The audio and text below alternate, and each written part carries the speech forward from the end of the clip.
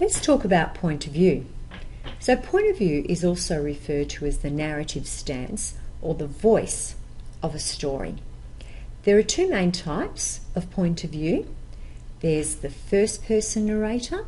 So first person narrator uses I, and the story is usually seen from the eyes of the main character, or it can be through the eyes of a different character in the story. A story can also be told through the third person narrator.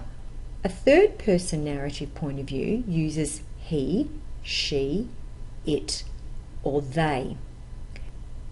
That narrator can be either all-knowing, where they know about all the different characters and know all the setting.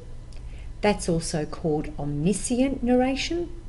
Or sometimes third person can be limited to the perspective of only one of the characters, so that's called third person limited. Let's have a look at an example of these different points of view. Let's look at this first person example.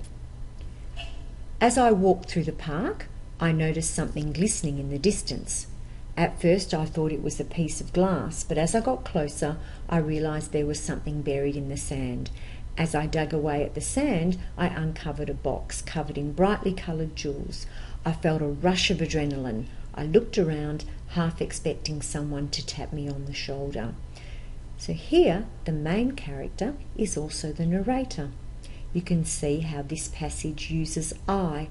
When we use the first person, everything that we see, the setting, the events, are all through the perspective of that one person.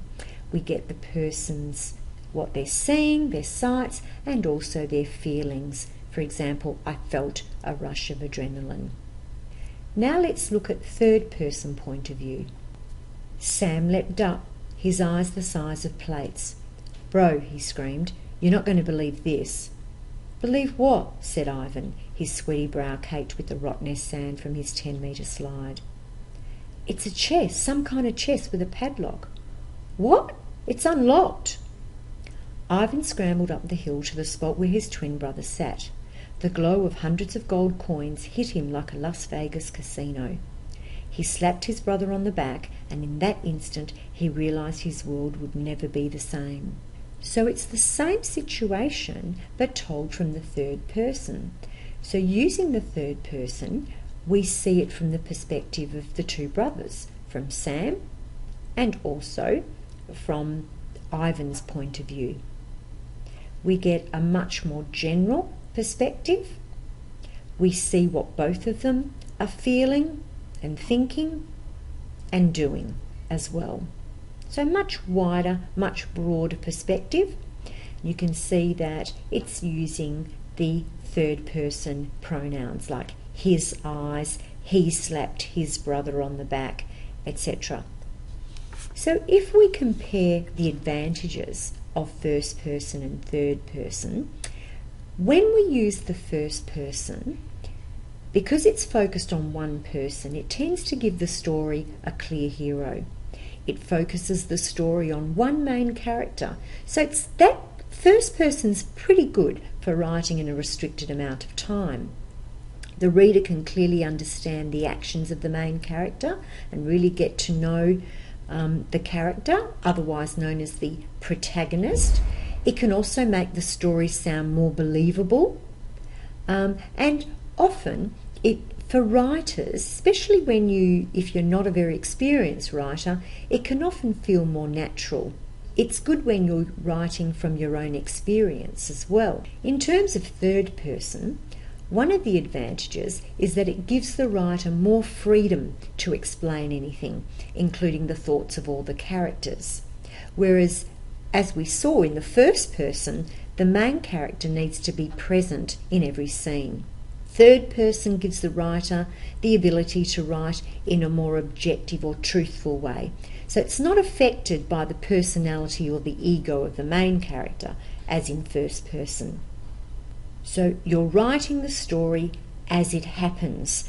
So therefore you're not limited by having to write in the past, because in the first person that person would have to be looking back at their lives. They can't be writing in the present. Also, the third person, as I said, allows you to be more general. A third person narrator is like the director of a movie. You can describe the landscape and the settings from up high. So there's quite a few advantages of the third person point of view. So summing up, when you're learning to write narratives using different points of view, try and practice writing from different points of view and think about what suits you best as a writer. If you know what you're comfortable with before the test, you'll be able to plan a lot faster. Make sure you establish the point of view right at the beginning of the story, and remember to keep the point of view consistent throughout your story. I think it's better to keep to one point of view, considering the short amount of time you've got to write. Yep, so all the best with point of view.